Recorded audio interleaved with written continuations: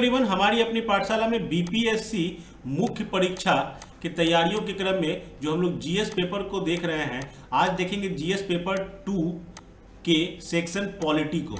देखो, कोई भी एग्जाम हो, अगर एग्जाम के पहले हमें उसके विषय में जानकारी का मतलब क्या हुआ कि वो किस प्रकार के क्वेश्चन वहां से आते हैं या उसका सिलेबस क्या है, तो वैसे में वो एग्जामिनेशन हमेशा टफ महसूस होता है, लगता है कि ये तो असंभव है।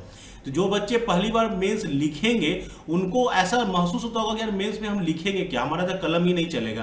तो ये समस्या लगभग सबके साथ होती है।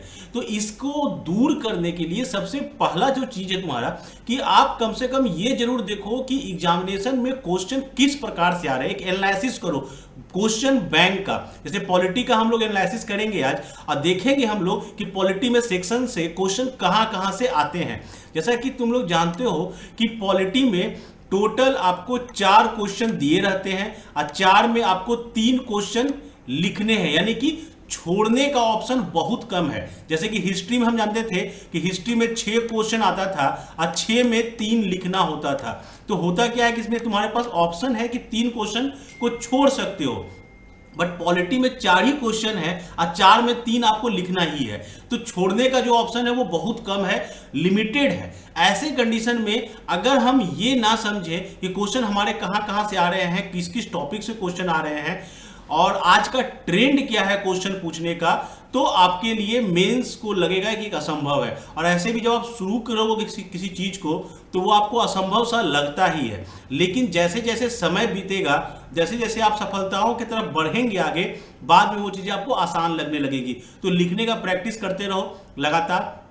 तो हम लोग देखेंगे आज कि पॉलिटी में क्वेश्चन जो आए हैं लास्ट 10 ईयर्स के, वो कहां कहां से आए हैं और कितने क्वेश्चन आए हैं। जैसे टॉपिक को हम लोग देखें तो प्रेसिडेंट से एक क्वेश्चन आया था जो 66 में पूछा गया था। इसके पहले एक जनरली क्वेश्चन गवर्नर से आया करते थे। फेडरलिज्म संघीय ढांचा से 5 क्वेश्चन आ चुका है, यानी आप कह सकते हो ये आपके लिए एक वेरी इंपॉर्टेंट सेक्शन है। पार्लियामेंट से 2 क्वेश्चन आए हैं, फंडामेंटल राइट से 2 बार क्वेश्चन आ चुके हैं, प्रेम्बल से 1 बार क्वेश्चन आया है, गवर्नर से 3 क्वेश्चन आए हैं, जुडिशियल एक्टिविज्म से 1 बार क्वेश्चन आया है। वही political system and political party की अगर हम बात करते हैं तो इससे आपको 5 क्वेश्चन आ चुके हैं।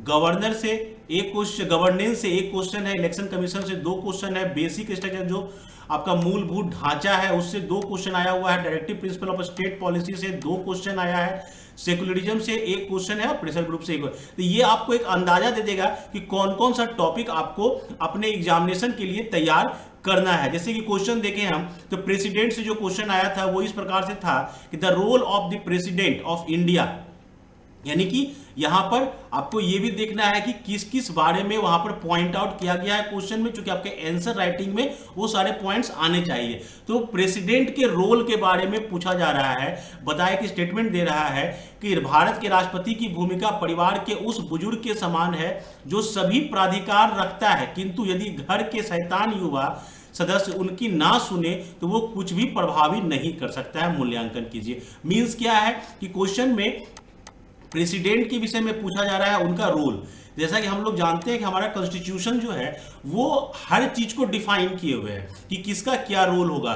तो ऐसे में आप क्या सोचते हैं या क्या आप इस स्टेटमेंट से संतुष्ट हैं? अगर नहीं है तो उसके विषय में अपने पॉइंट्स को रखें, और अगर संतुष्ट हैं तो पॉइंट्स को रखें। यहां पे कंक्लूजन याद रखना, ये बात मैं हमेशा कहता हूं, कंक्लूजन जो आप निकालते हैं ये हो सकता है ये कंक्लूजन आप जो सोच रहे हैं, जो कॉपी चेक करेगा वो जो है दोनों अलग अलग हो, तो कंक्लूजन वेरी करेगा। बट इंपॉर्टेंट ये है कि जो कंक्लूजन आप निकाल रहे हैं अपने क्वेश्चन में उससे संबंधित लॉजिक आपके आंसर पेपर में रहना चाहिए। अगर आप सही लॉजिक लगा रहे हैं, आप अपने लॉजिक को लगाते हुए कंक्लूजन को निकाल रहे हैं, दैट्स राइट। वहां पे कोई खास फर्क नहीं पड़ता है कि चेक करने वाला क्या माइंडसेट क्या है, आपका चेक माइंडसेट क्या है। वो आपके कॉपी को पढ़ के उस कंक्लूजन को अगर वो भी पहुंच जा रहा है तो आप सही हैं। तो यहां पर क्वेश्चन जैसा कि हम लोग राइटिंग प्रैक्टिस भी करवाते हैं और उसमें हम लोग कई आंसर तो लिख के भी मॉडल आंसर देते हैं और आप लोग के आंसर को भी चेक करते हैं। तो अगर आपको लगता है कि आप इसका कोई आंसर लिख कर चेक करवाना चाहते हैं तो आप हमारे फेसबुक पेज, हमारी अपनी पाठशाला के फेसबुक पेज पर आप पोस्ट कर सकते हैं, जहां पे आपके आंसर को देखा जाएगा, चेक भी किया जाएगा। ठीक है। और अगर हमारे चैनल से जुड़े रहेंगे तो आपको मॉडल आंसर भी मिलता रहेगा।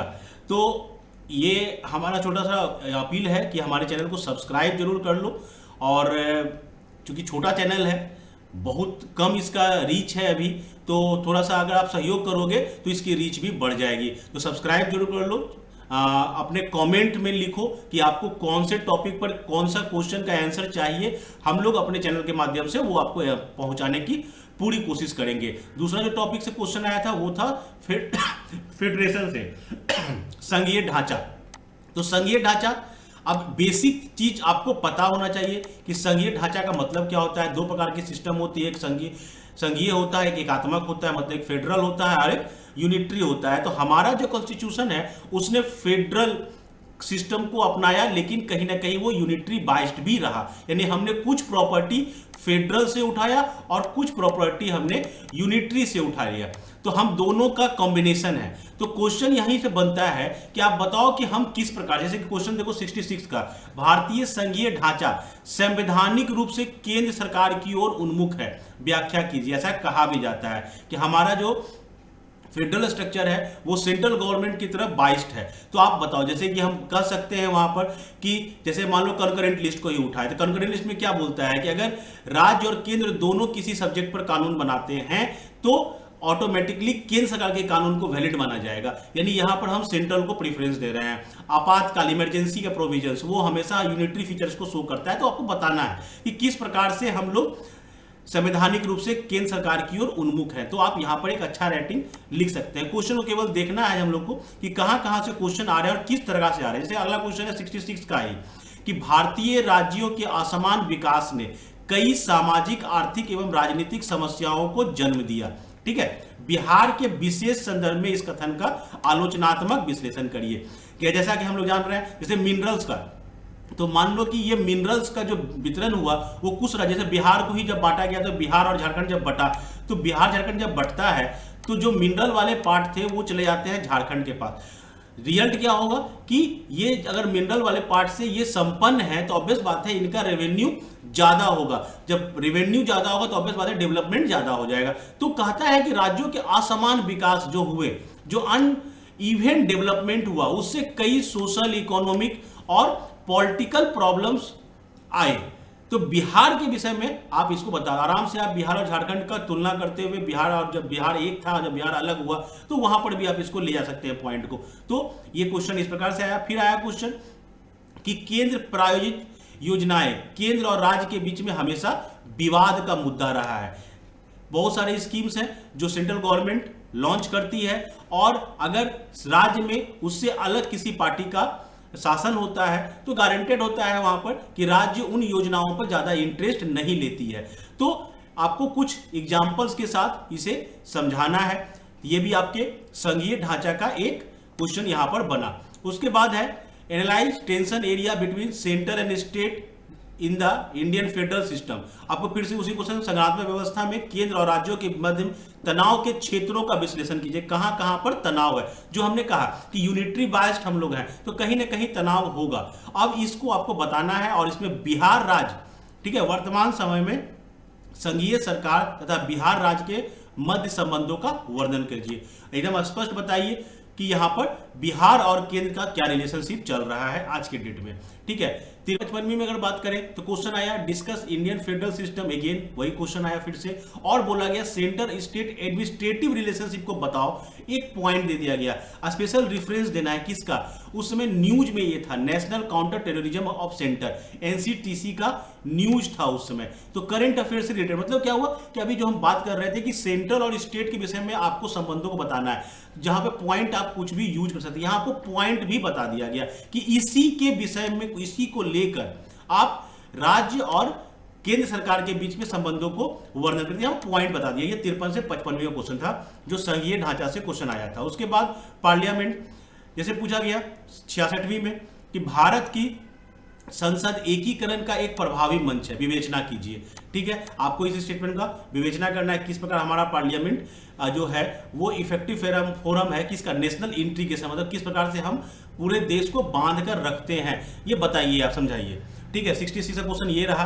फिर 65th में जो क्वेश्चन आया था, Indian parliament is a non sovereign law making institute, भारतीय संसद एक गैर प्रभुता संपन्न विधि निर्माती संस्था है, इस कथन का आप समीक्षा करें।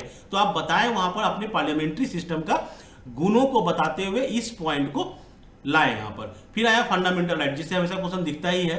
फंडामेंटल राइट के बारे में क्रिटिसाइज करने के लिए बोला गया, क्या आप इस वक्तव्य से सहमत हैं कि हमारे संविधान ने एक हाथ से मौलिक अधिकार दिए किंतु दूसरे हाथ से वापस ले लिए। तो आपको फंडामेंटल राइट के विषय में बताना है कि किस प्रकार फंडामेंटल राइट दिया गया, बट वो एब्सोल्यूट राइट नहीं है, वो एब्सोल्यूट नहीं है, ठीक है, कहीं ना कहीं कुछ है। जैसे मान लो कि हम कहते हैं कि इक्वल अपॉर्चुनिटी सबको मिलेगा, बट वहां पर एक पॉइंट आता है रिजर्वेशन का, तो पॉइंट आप लगाए वहां पर, बहुत सारे ऐसे आपको राइट्स मिलेंगे जहां पर आपको कुछ ना कुछ पॉइंट्स इरेज किए गए हैं। तो आप बताइए इस चीज को, मौलिक अधिकार तो दिए गए किंतु एक हाथ से वापस ले लिए गए, कैसे?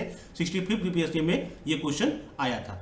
56 से 59वीं में जो आया क्वेश्चन वो आया कि भारतीय संविधान द्वारा प्रदत्त मौलिक अधिकारों का वर्णन कीजिए। चलो सिंपल सा क्वेश्चन यहां पर रहा, लेकिन उसके बाद बोलता है किस प्रकार अनुच्छेद 21 आर्टिकल 21 के न्यायिक व्याख्यान से जीवन के अधिकार के विषय में क्षेत्र का विस्तार किया गया। अब जान रहे हो आर्टिकल 21, ठीक है, लाइफ एंड लिबर्टी, इसको लेकर कोर्ट के द्वारा, सुप्रीम कोर्ट के द्वारा कई सारे निर्णय दिए गए और इसमें बहुत सारे अधिकारों को जोड़ा गया, तो उसका वर्णन करें।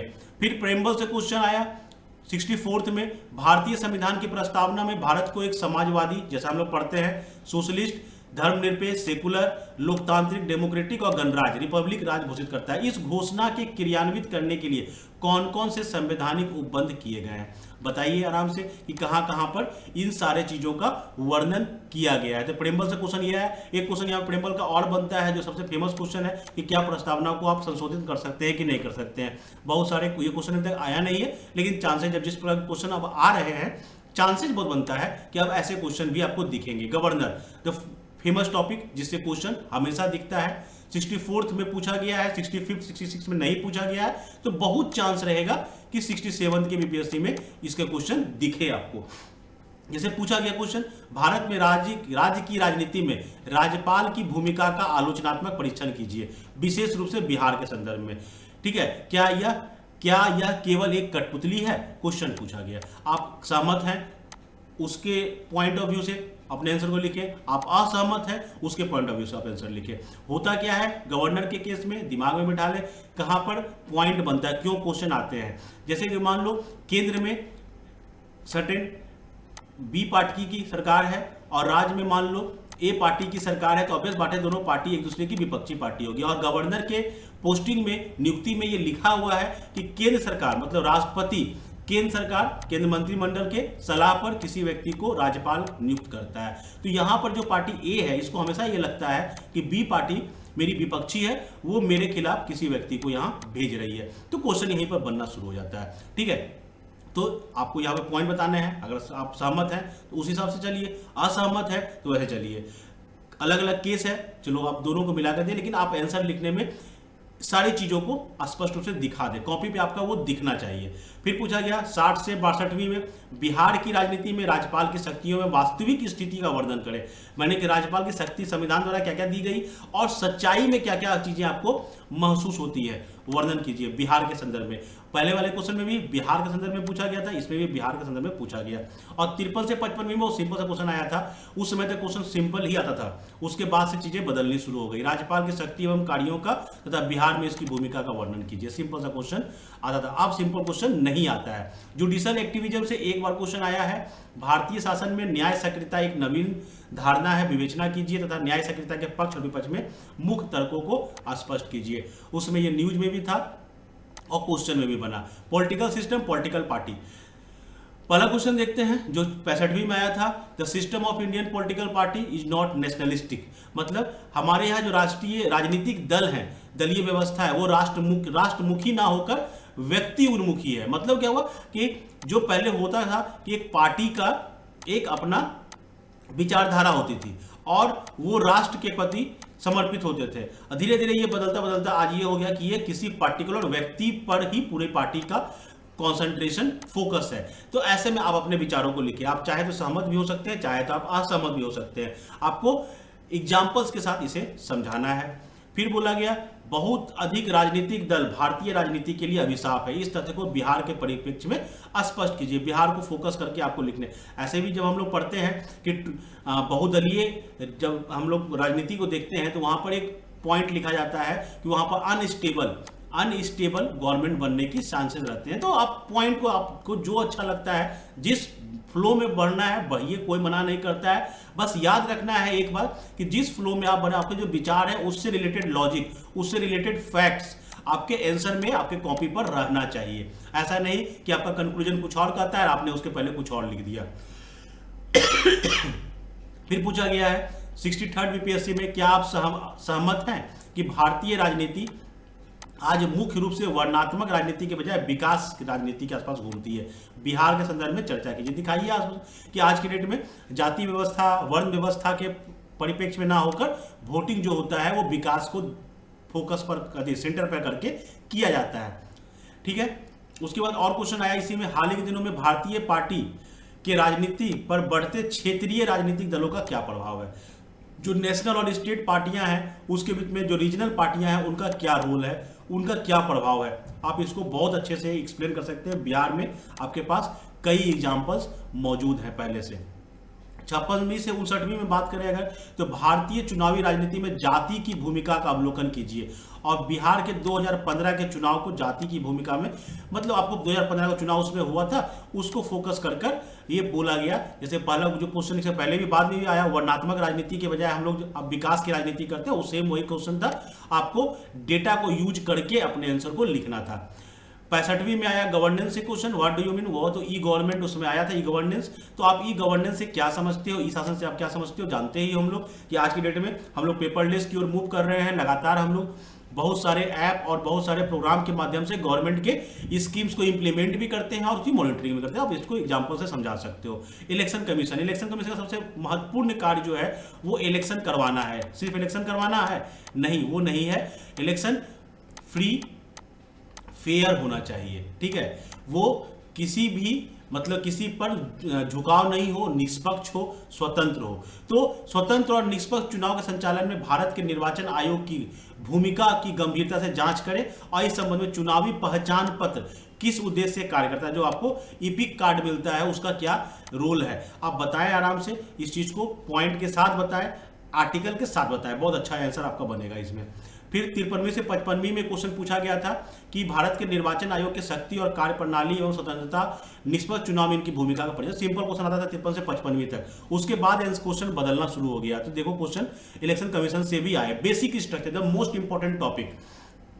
63rd में से क्वेश्चन आया था कि इसमें क्वेश्चन जोड़ा था कि संविधान और संवैधानिकता में क्या अंतर है। एक वर्ड जोड़ दिया, संविधान, कॉन्स्टिट्यूशन और कॉन्स्टिट्यूशनलिज्म में क्या डिफरेंस है, इसको समझाओ। ठीक है, समझा देंगे। उसके बाद क्वेश्चन आता है मेनली कि भारत के सुप्रीम कोर्ट के द्वारा आयोजित मूल संरचना के सिद्धांत के बारे में गंभीरता से जांच करें। जैसा कि हम लोग जानते हैं कि बेसिक स्ट्रक्चर नाम का कोई भी चीज हमारे संविधान में कहीं पर लिखा हुआ नहीं है। ये सुप्रीम कोर्ट के द्वारा, जजमेंट के द्वारा लाया गया था। तो पूछा जा रहा है आपको इसके बारे में, कैसे इसके सिद्धांत के बारे में गंभीरता से जांच करें।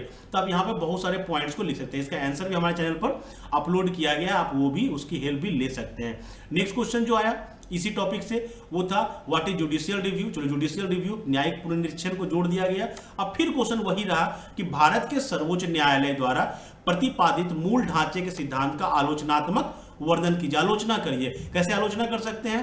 क्वेश्चन यहाँ पर बहुत सिंपल सा है। जैसे मान लो सुप्रीम कोर्ट के जो जजेज हैं उनके द्वारा क्या किया जा रहा है, लेजिस्लेचर जो विधायिका है, जो एमपी हैं, उनके द्वारा कानून बनाया जा रहा है और सुप्रीम कोर्ट के द्वारा उस कानून को निरस्त कर दिया जा रहा है। तो यहाँ पर क्वेश्चन उठता है कि हमारा देश जो है वो एक डेमोक्रेटिक कंट्री है और डेमोक्रेसी में जनता के द्वारा जो चुने गए लोग हैं उनके द्वारा बनाए गए कानून को अगर कोई नकार दे रहा है, वो व्यक्ति जो जनता के द्वारा चुना गया नहीं है, तो क्या कहीं ना कहीं ये लोकतंत्र जो डेमोक्रेसी है उसका इंक्रोचमेंट, उसका अतिक्रमण तो नहीं है? तो आप एक्सप्लेन कर सकते हैं, बहुत आपके पास पॉइंट यहां पर बनते हैं। ठीक है, directive principle of state policy से क्वेश्चन आया था 60 से 62वीं में। तो बहुत सिंपल क्वेश्चन इसमें भी आया कि राज्य के नीति निर्देशक तत्व पवित्र घोषणा मात्र नहीं है बल्कि राज्य के नीति के मार्गदर्शन के लिए स्पष्ट निर्देश है। ऐसा क्यों बोला गया? जैसा कि फंडामेंटल राइट और directive principle of state policy में अगर डिफरेंस को देखें तो पहला डिफरेंस, जो सबसे बड़ा डिफरेंस है, वो यही है कि ये इनफोर्सेबल है, माने फंडामेंटल राइट 100% अप्लीकेबल है, ये लोगों को मिलेगा। डायरेक्टिव प्रिंसिपल के बारे में कहा जाता है कि सरकार को चाहिए कि इन नीतियों का वो पालन करे, सरकार को चाहिए, वो नहीं भी कर सकती है। तो वही बोला गया, क्या ये पवित्र घोषणा मात्र नहीं है क्या, केवल घोषणा एक तो नहीं कर दिया गया, मतलब आपको अपने पक्ष और विपक्ष दोनों तरफ से बातों को रख सकते हैं। फिर बोला गया सिंपल 53 से 55 में क्वेश्चन सिंपल आते थे, वो सिंपल सा क्वेश्चन आया कि विभिन्न नीति तत्वों को सिद्धांतों का वर्णन कीजिए। 1905 के बाद बिहार 50 के बाद बिहार में किस प्रकार से किसे क्रियान्वित किया गया, आप पॉइंट को लेके कि हमने कौन कौन से नीति तत्वों को लागू करने के लिए कानून बनाया, बताइए उसको, आपका आंसर अच्छा होगा। सेकुलरिज्म एक क्वेश्चन आया था कि examine the concept of Hindutva, is it against secularism, Hindutva अवधारणा का परीक्षण कीजिए, क्या यह धर्मनिरपेक्ष का विरोधी है। आप अपने हिसाब से, अपने विचारों के हिसाब से सेकुलरिज्म को समझाते हुए आप कर सकते हैं। जैसा कि हम लोग जानते हैं इसका आंसर काफी अच्छा हो सकता है। प्रेशर ग्रुप, दबाव समूह, identify the major pressure group in Indian politics and examine the role in it, भारतीय राजनीति में प्रमुख दबाव समूह की पहचान कीजिए और भारत की राजनीति में इसकी भूमिका का परिचय। दबाव समूह क्या होता है, ये पॉलिटिकल पार्टी से अलग एक दबाव समूह बनाया था, मतलब किसी पर्टिकुलर पॉइंट, किसी पर्टिकुलर चीज के लिए लोगों के द्वारा वहां पर जैसे धरना दे रहे हैं, जैसे मान लो अभी किसान बिल के अगेंस्ट में किसानों के द्वारा धरना दिया गया जो बहुत लंबे समय तक चला, एक दबाव समूह की तरह है, जिसने दबाव समूह आया, अपना काम किया, सरकार ने बिल को वापस लिया, दबाव समूह हट गया वहां से। तो दबाव समूह, पॉलिटिकल पार्टी, दो अलग अलग चीजें हैं। तो क्वेश्चन यहाँ पर यही है कि भारतीय राजनीति में प्रमुख दबाव समूह कौन कौन से हैं उसकी पहचान कीजिए। आपके पास बहुत सारे एग्जाम्पल्स हैं और भारतीय राजनीति में इसकी भूमिका का परीक्षण कीजिए, बस सिंपल। तो ये हुआ हमारा क्वेश्चन को एनालिसिस कर लिया, पहले हमने देख लिया कि हमारे क्वेश्चन कहां कहां से आते हैं और दूसरा किस रूप में क्वेश्चन आता है। इसको देखने के बाद अब आप इन सारे पॉइंट से रिलेटेड क्वेश्चन का आंसर तैयार करें। तैयार करने के बाद इसको लिखें, खुद से लिखें, किताब कॉपी को बंद करके लिखें और लिखने की प्रैक्टिस करें। होप आपको ये एनालिसिस आपके एग्जामिनेशन पॉइंट ऑफ व्यू से यूजफुल हो। अगर इस तरह की क्लासेज और इस तरह के एनालिसिस को आप देखना चाहते हैं या अपने मॉडल आंसर्स को हमारे देखना चाहते हैं तो हमारे चैनल पर बने रहें, हमारे चैनल को सब्सक्राइब करें। Thank you.